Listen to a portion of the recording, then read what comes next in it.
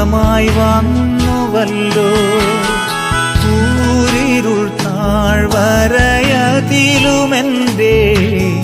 പാതയിൽ ദീപമായി വന്നുവല്ലോ. നന്ദി നന്ദി എൻ ദൈവമേ, നന്ദി എൻ യേശുപരാ. ഇപ്പോൾ നാം ശ്രവിച്ചുകൊണ്ടിരിക്കുന്നത് മോർണിംഗ് വോയിസ് എന്ന ആത്മീയ ശുശ്രൂഷ. ഇന്ന് യോനയുടെ പുസ്തകത്തിൽ നിന്നും കർത്താവിന്റെ ദാസൻ MG രാജൻ ആസാം ധ്യാന ചിന്തകൾ പങ്കുവയ്ക്കുന്നു. ദൈവതിരുനാമം മഹത്വപ്പെടുവാനായിട്ടിടയാകട്ടെ.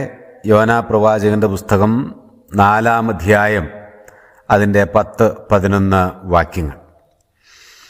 അതിന് യഹോവ, നീ അധ്വാനിക്കുകയോ വളർത്തുകയോ ചെയ്യാതെ ഒരു രാത്രിയിൽ ഉണ്ടായി വരികയും ഒരു രാത്രിയിൽ നശിച്ചു പോവുകയും ചെയ്തിരിക്കുന്ന ആവണക്കിനെക്കുറിച്ച് നിനക്ക് അയ്യോ ഭാവം തോന്നുന്നുവല്ലോ. 11-ാമത്തെ വാക്യം. എന്നാൽ വലം കൈയും ഇടം കൈയും തമ്മിൽ തിരിച്ചറിഞ്ഞുകൂടാത്ത 1,20,000 ചില്ലാനും മനുഷ്യരും അനേകം മൃഗങ്ങളുമുള്ള മഹാനഗരമായ നിനവയോട് എനിക്ക് അയ്യോ ഭാവം തോന്നരുതോ എന്ന് ചോദിച്ചു. യോനാ പ്രവാചകന്റെ പുസ്തകം അനുഗ്രഹിക്കപ്പെട്ട ഒരുപാട് ആലോചനകൾ ദൈവം നമുക്ക് തന്ന ഒരു പുസ്തകമാണ്. കഴിഞ്ഞ നാളുകളിൽ അത് സംബന്ധിച്ച് പല വിഷയങ്ങൾ പഠിക്കുവാൻ ദൈവം നമ്മെ സഹായിച്ചു. അതോർത്ത് ഞാൻ ദൈവത്തെ സ്തുതിക്കുന്നു.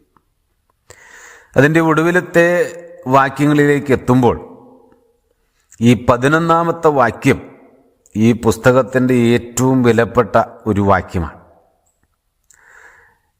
2 കാര്യങ്ങൾ ആണ് ദൈവം അവിടെ പറയുന്നത്.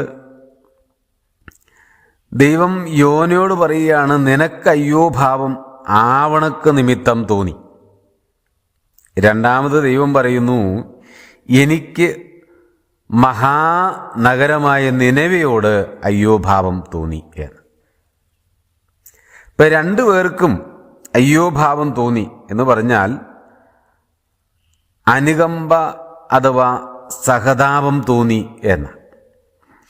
യോനയ്ക്ക് അനുകമ്പ തോന്നിയ വിഷയം ആവണക്കിനെ കുറിച്ചാണെങ്കിൽ ദൈവത്തിന് അനുകമ്പ തോന്നിയത്, അയ്യോ ഭാവം തോന്നിയത് ഈ നിനവെ എന്ന മഹാനഗരത്തെക്കുറിച്ചാണ്.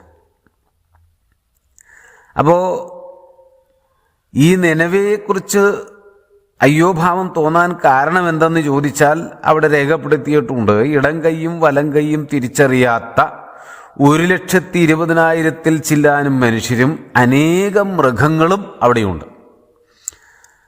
അതിനെക്കുറിച്ച് ഓർത്താണ് ദൈവത്തിന് അവരോട് അനുകമ്പ സഹതാപം തോന്നിയത്.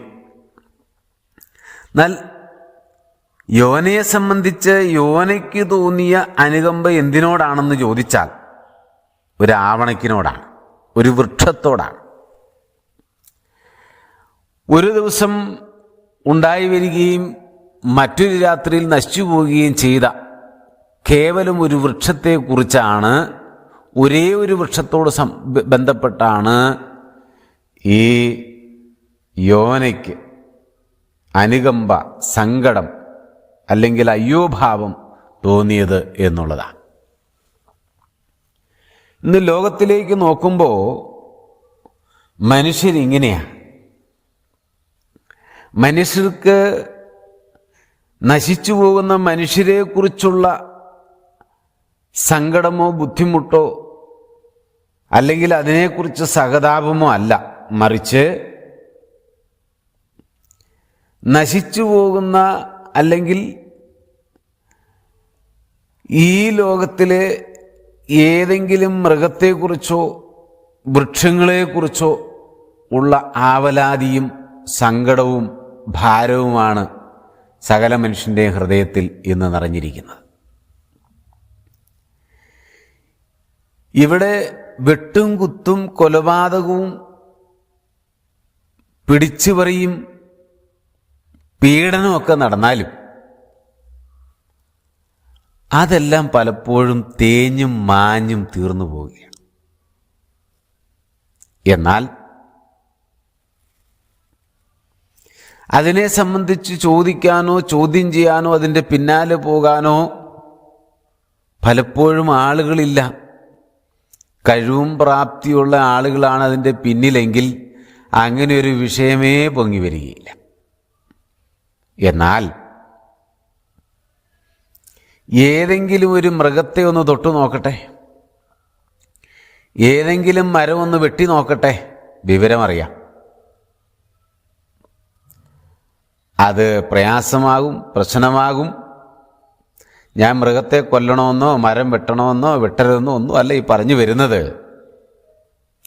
പക്ഷെ ലോകത്തിൽ ഇന്ന് സംഭവിക്കുന്ന കാര്യം എന്തുകൊണ്ടത് സംഭവിക്കുന്നതെന്നറിയാവും. ഇന്ന് ലോകത്തിലെ മതങ്ങൾ അല്ലെങ്കിൽ മനുഷ്യർ ചില മരങ്ങളെ അവരുടെ മതത്തിൻ്റെ മരങ്ങളാക്കി മാറ്റി. അത് എല്ലാ വിഭാഗക്കാർക്കും ഉണ്ട്. അപ്പം ചില മരങ്ങൾ ക്രിസ്ത്യാനികളുടെ മരങ്ങൾ, ചില മരങ്ങൾ ഹിന്ദുക്കളുടെ മരങ്ങൾ, ചില മരങ്ങൾ മുസ്ലിങ്ങളുടെ മരങ്ങളായി. ഇനി ചില പക്ഷികൾ, അത് ഹിന്ദുക്കളുടെ ചിലത്, ക്രിസ്ത്യാനികളുടെ ചിലത്, മുസ്ലിങ്ങളുടെ ചിലത്, അങ്ങനെ വേർതിരിഞ്ഞു. ചില മൃഗങ്ങൾ, അതും മനുഷ്യരിങ്ങനെ ചിലരുടേതാക്കി മാറ്റിവെച്ചു. അയ്യോ, അപ്പോൾ മൃഗത്തിനും പക്ഷിക്കും മരത്തിനുമൊക്കെ വേർവ്യത്യാസം അല്ലെങ്കിൽ മതങ്ങളുണ്ടോ? വാസ്തവത്തിൽ ഇതിനെ സംബന്ധിച്ച് ടെൻഷനൊന്നുമില്ല കേട്ടോ. പക്ഷേ ബുദ്ധിയുള്ള മനുഷ്യൻ അതിനെ അങ്ങനെ മാറ്റിവെച്ചു. നോക്കണം, അപ്പം മനുഷ്യൻ്റെ ചിന്ത അതിനെക്കുറിച്ചാണ്. ആത്മാവില്ലാത്ത മൃഗത്തെക്കുറിച്ചും ആത്മാവില്ലാത്ത വൃക്ഷങ്ങളെക്കുറിച്ചും ചിന്തിച്ച് വ്യാകുലപ്പെട്ട് ഭാരപ്പെട്ട് അതിനുവേണ്ടി വഴക്കടിക്കുന്ന, അതിനുവേണ്ടി ചിന്തിക്കുന്ന, അതിനുവേണ്ടി വെട്ടാനും കുത്താനും കൊല നടത്താനും മടിക്കാത്തവരായി മനുഷ്യൻ മാറി. ബുദ്ധിയില്ലാത്തത് കൊണ്ടാണോ മനുഷ്യനെ കാണിക്കുന്നത്? ബുദ്ധിയില്ലാത്തത് കൊണ്ടല്ല, ബുദ്ധി കൂടിപ്പോയത് കൊണ്ടാണോ?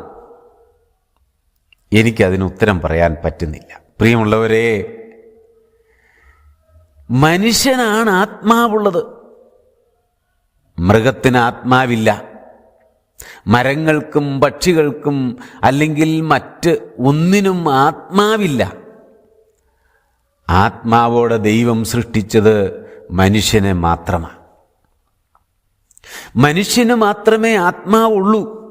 ആത്മാവുള്ള മനുഷ്യനാണ് സകല കാര്യങ്ങളും നന്നായി ചെയ്യേണ്ടവൻ. പക്ഷേ അവൻ ആത്മാവില്ലാത്ത മൃഗത്തെക്കാൾ ഏറ്റവും മോശക്കാരനായി മാറിയിരിക്കുകയാണ്.